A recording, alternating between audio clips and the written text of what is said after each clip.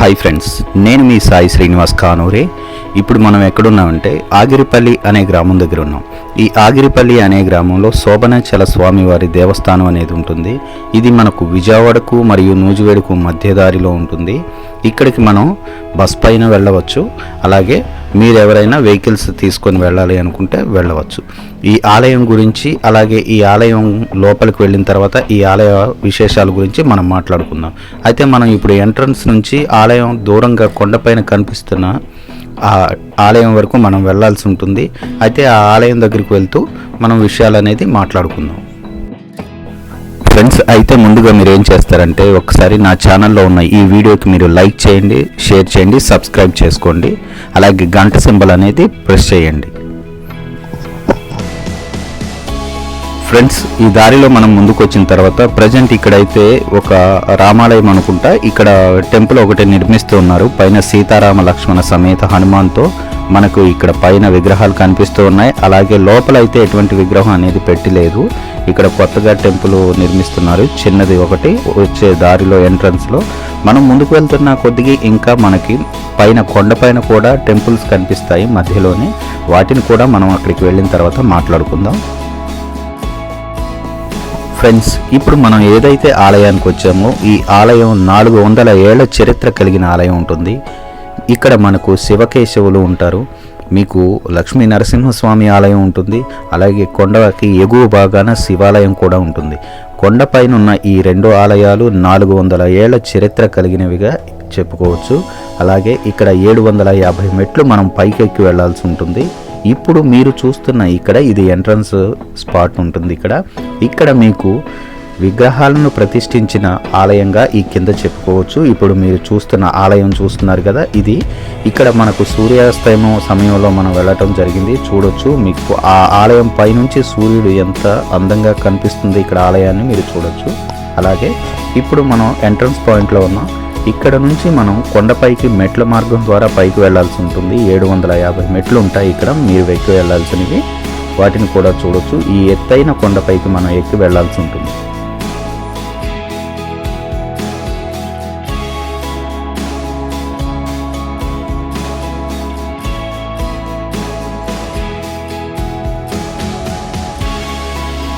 Friends, ఈ కొండ ఎగువ మార్గానికి ఇప్పుడు మనం ఎక్కుదాం. ఎక్కి ఈ మెట్లు ఎక్కిన తర్వాత ఆ పైన ఏమున్నాయో వాటి విషయాల గురించి మనం ఇప్పుడు అక్కడికి వెళ్ళి తెలుసుకుందాం. అయితే మనకు వెనక మీకు ఉన్న దేవాలయాన్ని చూస్తున్నారు కదా, ఓకే, ఇది స్టార్టింగ్ పాయింట్ అనేది వచ్చిన తర్వాత లాస్ట్లో చూద్దాం. అయితే ముందుగా మనం కొండపైకి వెళ్ళి అక్కడ ఏవేవి ఉన్నాయి అన్నది చూసి వద్దాం.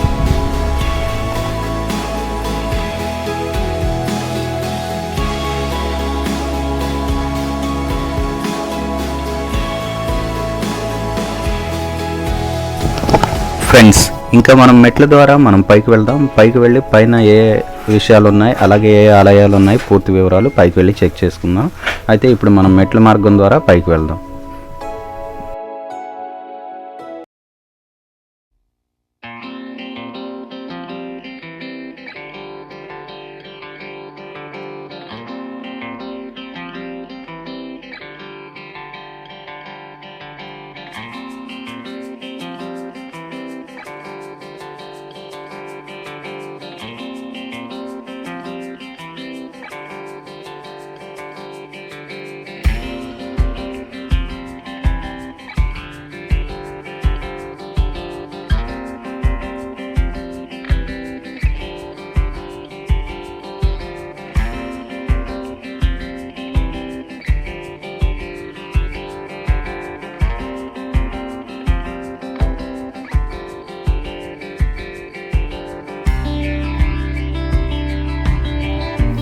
ఫ్రెండ్స్, అలాగే మీ ఏరియాలో ఏవైనా టెంపుల్స్ ఉన్నా, ఏవైనా విజిటింగ్ ప్లేసెస్ ఉన్నా ఈ వీడియో చూస్తున్న మీరు దయచేసి కామెంట్లో నాకు తెలియచేయండి. తప్పకుండా నేను ఆ ఏరియాకి వచ్చి దాన్ని వీడియో తీసి, అలాగే ఆ కామెంట్లో మీరు ఎవరైతే పెడుతున్నారో మీ గురించి కూడా నేను కామెంట్లో తెలియజేస్తాను. మీ సైడ్ ఏమున్నా నాకు కామెంట్లో తెలియచేయండి. అలాగే ఫ్రెండ్స్, చూస్తున్న మీరు దయచేసి ఈ వీడియోని లైక్ చేయండి. లైక్ చేయడం ద్వారా ఈ వీడియో మరో 10 మందికి వెళ్తుంది.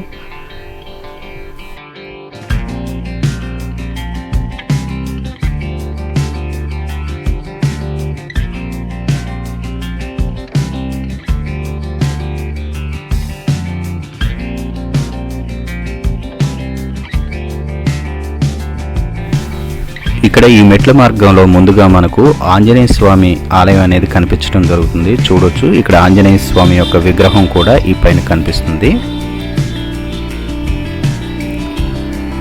అలాగే మనకి మెట్ల మార్గం పక్కనే మనకి ఈ ఆలయాన్ని ఈ కొండపైనే ఉంది. ఇది మధ్యలో ఫస్ట్గా మనకు కలుస్తుంది మెట్ల మార్గంలో.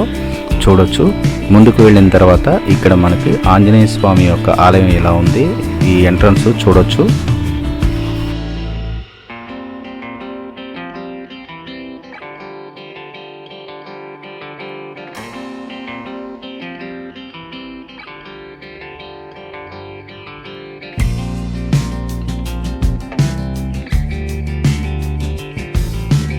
ఇక్కడ ఈ ఆలయం లోపల మనకు ఆంజనేయ స్వామి యొక్క విగ్రహాన్ని చూడొచ్చు. మనకు ఈ లోపల ఉంది, మీకు దగ్గరగా చూపిస్తాను చూడండి.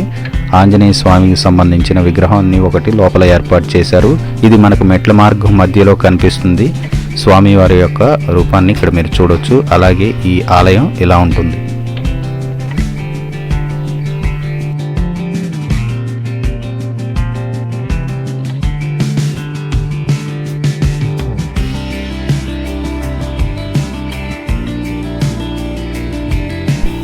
ఇంకా ముందుకు వెళ్దాం. ముందుకు వెళ్ళిన తర్వాత మళ్ళీ మనకు ఆలయాలు కనిపిస్తూనే ఉంటాయి, వాటిని కూడా చూస్తూ ముందుకు వెళ్దాం.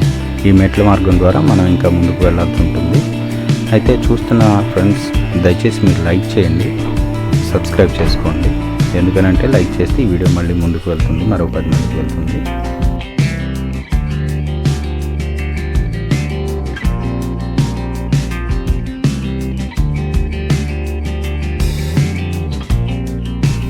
ఫ్రెండ్స్, మనం ముందుకు వెళ్దాం. ఇలా మెట్ల ద్వారా ముందుకు వెళ్ళినప్పుడు ఇక్కడ మనకు మరొక ఆలయం కనిపిస్తుంది. ఈ ఆలయం అయితే ప్రజెంట్ తలుపులు లాక్ చేస్తున్నాయి. ఇక్కడ లోపల చూడటానికి అవకాశం లేదు. శంకు చక్ర నామాలతో ఇక్కడ మనకు ఆలయం అనేది ఉంది. అలాగే పైన కృష్ణ భగవాన్కి సంబంధించిన విగ్రహాలు కూడా మనకు కనిపిస్తున్నాయి. చూడొచ్చు, కృష్ణుడికి సంబంధించిన విగ్రహం కనిపిస్తుంది. ఈ ఆలయం లోపల ఎవరిదనేది ఇక్కడ డోర్లు క్లోజ్ చేసి ఉండటం వల్ల తెలియలేదు. కానీ ఇది కూడా మనకు మెట్ల మార్గంలోనే కనిపిస్తుంది. చూడొచ్చు, ఇక్కడ నుంచి మనకు ఈ ఆలయం అనేది ఇలా ఉంది.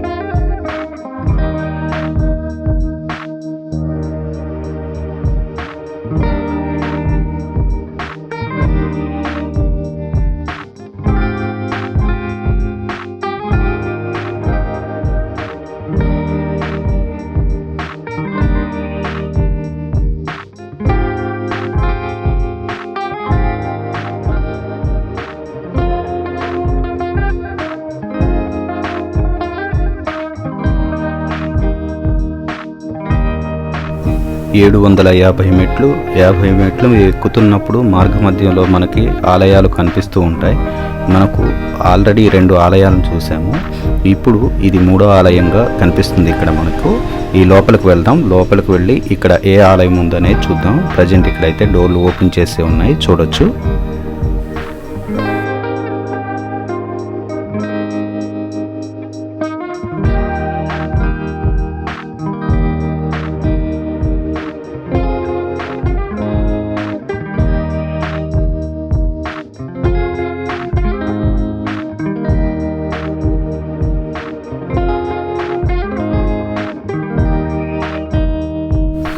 ఫ్రెండ్స్, ఇక ఇక్కడ మనం లోపలికి వచ్చి చూసినట్లయితే లోపల మనకు శ్రీ వెంకటేశ్వర స్వామి యొక్క ఆలయం అనేది కూడా ఉంది. ఇప్పుడు మెట్ల మార్గ మధ్యంలో మనకు ఫస్ట్ ఒక ఆలయం కనిపించింది, తర్వాత మరొక ఆలయాన్ని చూసాం, అలాగే ఇప్పుడు ఇంకొక ఆలయాన్ని చూస్తున్నాం.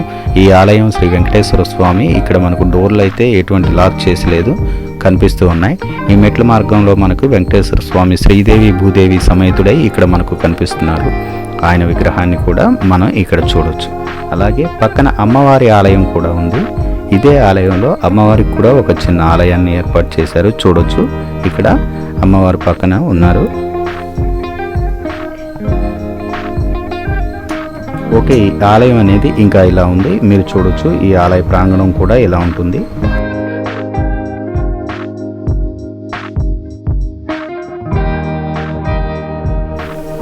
ఫ్రెండ్స్, ఇప్పుడు పక్కన ఏదైతే దారి చూస్తున్నారో మీరు, ఆ దారి ఇప్పుడు మనం కేవలం కిందకు మాత్రమే, మీకు విగ్రహాలను ఏర్పాటు చేసిన కిందకు మాత్రమే మనం రాగలుగుతున్నాం. అలా కాకోకుండా బండి పైన మీరు కొండపై వరకు రావటం కోసం ప్రజెంట్ అయితే రహదారిని ఏర్పాటు చేస్తూ ఉన్నారు.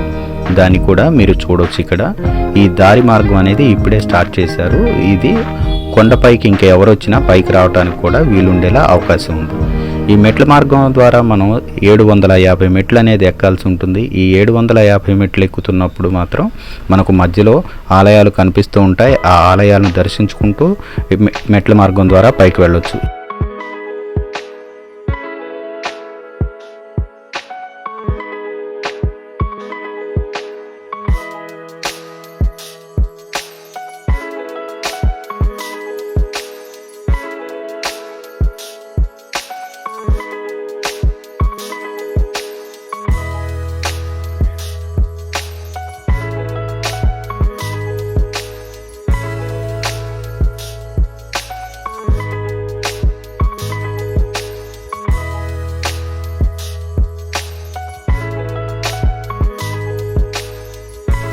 ఫ్రెండ్స్, ఈ క్షేత్ర చరిత్ర గురించి మనం తెలుసుకున్నట్లయితే శ్రీ శోభనాచల మల్లికార్జున స్వామివార్ల స్వయంభు క్షేత్రం. ఈ క్షేత్ర ఘట్టము బ్రహ్మాండ పురాణంలో ఉత్తరఖండంలో ఉన్నది. శ్రీ మదకిలాండ కోటి బ్రహ్మాండ నాయకుడైన శ్రీ శోభనాచల స్వామివారి చరిత్ర అపూర్వం. బ్రహ్మాండ పురాణములోని శ్రీ శోభనాచల మహోత్సవ ఘట్టమును చూచిన క్షేత్రగాథ పురాణ ప్రసిద్ధమని తెలుస్తున్నది. శ్రీ శోభనాగిరి కృతాయుగమున సువర్ణాకారముతో అపర తిరుమలగా, త్రేతాయుగములో మణిమయకముగా, ద్వాపర యుగాన రజతాకార శోభితంగా, కలియుగంలో శిలామయంగా కనిపించున్నట్లు పురాణ ప్రసిద్ధి. కృతయుగమునందు శ్రీ శుభవ్రత మహారాజు శ్రీ మహావిష్ణువును గూర్చి ఘోర తపస్సు చేసెను. అంతట శ్రీ మహావిష్ణువు ప్రత్యక్షమై వరము కోరుకోమనెను. నేను పర్వతాకారమును పొందెదను, నీవు శ్రీ లక్ష్మీ సమేతుడవై నాయందు వేంచేసి ఉండవలసిందిగా శుభవ్రతుడు ప్రార్థించెను. అంతట శ్రీహరి అనుగ్రహించెను. శుభవ్రతుడు తపస్సు చేసి పర్వతాకారమును పొందెను కనుక ఇది శోభనాగిరిగా, ఈ గిరిపై వేంచేసిన శ్రీవారు వ్యాఘ్ర నరసింహునిగా ప్రసిద్ధులైరి. ఈ పర్వతమునకు నైరుతిన వరాహ పుష్కరిణి కలదు.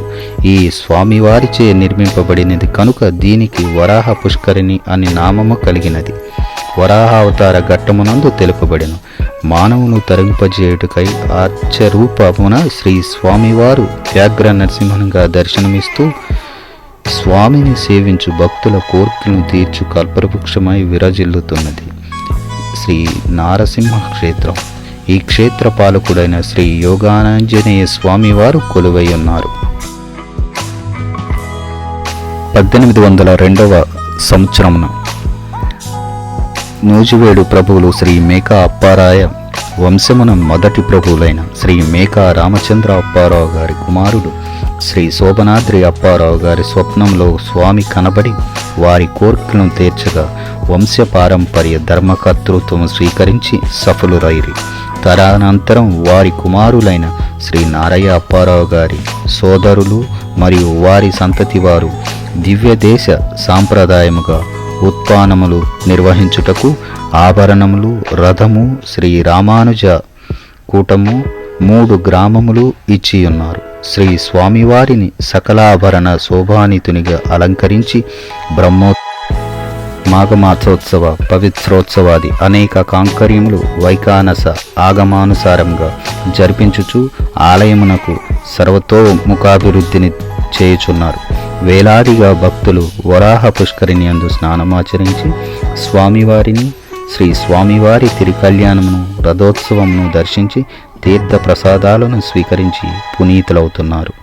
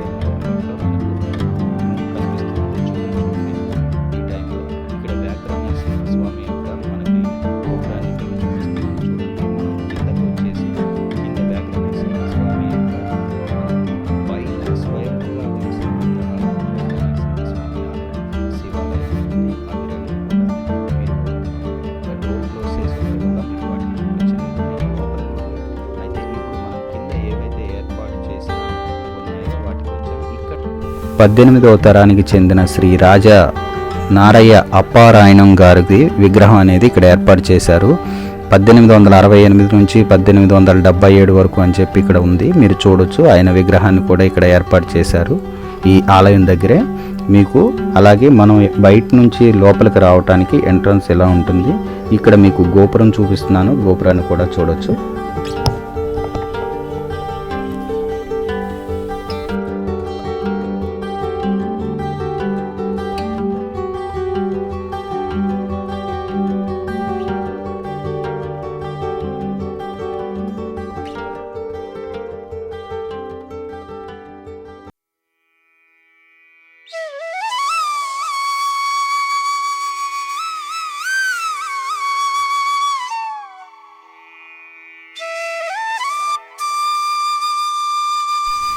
ఇక్కడ మనం ముందుగా వరాహ లక్ష్మీ నరసింహస్వామి ఆలయాన్ని, ఇదే ఆలయంలో అలాగే సీత లక్ష్మణ సమేతుడైన శ్రీ కోదండ రామ ఆలయాన్ని, అలాగే మనకు ఇక్కడ లక్ష్మీ నరసింహస్వామి ఆలయాన్ని, లక్ష్మీ నరసింహుణ్ణి ఇక్కడ మనం దర్శించుకోవచ్చు. అలాగే మన తెలుగు రాష్ట్రాల్లో కేవలం ఒకే ఒక్క విగ్రహం ఇక్కడ ఉంటుంది, అది శ్రీ యోగానాంజనేయ స్వామివారి యొక్క విగ్రహం. ఇక్కడ 4 చేతులతో ఉన్నటువంటి యోగానాంజనేయ స్వామివారి కుడి చెవిలో మీరేదైనా మీ మనసులో ఉన్న కోరిక చెప్పుకుంటే 41 డేస్లో అది తీరుతుందనేది భక్తుల విశ్వాసం. ఇక్కడ మళ్ళీ వారు వచ్చి స్వామివారిని దర్శించుకోవటం అనేది జరుగుతుందని ఇక్కడ అడిగి నేను తెలుసుకోవటం జరిగింది. అలాగే మీరెవరైనా ఈ ఆలయాన్ని దర్శించినప్పుడు మీకు వివాహం కానివారైనా ఉద్యోగం రానివారైనా ఎటువంటి సమస్య అయినా సరే స్వామివారి కుడి చెవిలో యోగానంజనేయ స్వామివారి కుడి చెవిలో మీరు ఆ సమస్యను స్వామివారికి చెప్పుకున్నట్లయితే 41 రోజుల్లో తీరుతుందనేది భక్తుల విశ్వాసం. స్వామివారి ఆలయాన్ని చూడండి, మీకు స్వామివారి ఆలయం ఎలా ఉంటుంది. మీకు ఇక్కడ రామలక్ష్మణులతో సీతా సమేతుడైన కోదండ రామస్వామి, అలాగే వరాహ నరసింహస్వామి, యోగానంజనేయ స్వామి, అలాగే మీకు లక్ష్మీ నరసింహస్వామి ఆలయాన్ని ఈ ఆలయంలో దర్శించుకోవచ్చు. ఇక్కడ మీకు ముందుగా ఉన్న గోపురాన్ని చూడొచ్చు, అలాగే ఇక్కడ మీకు పైన కనిపిస్తున్న చంద్రుణ్ణి కూడా మీరు చూడొచ్చు. ఈ ఆలయం ఇలా ఉంటుంది. ప్రతి ఆలయం గోపురాలతో ఉంటుంది. ఇక్కడ లోపల ఉన్న వాటిని మీకు ఆలయ ప్రాంగణం కూడా ఒక్కసారి మీరు చూడొచ్చు. అలాగే ఇక్కడ మనకు గరుత్మంతుడు, ఆంజనేయ స్వామి ఏదైతే పల్లకి ఉంటుందో వాటిని కూడా మీకు చూపిస్తాను, చూడండి.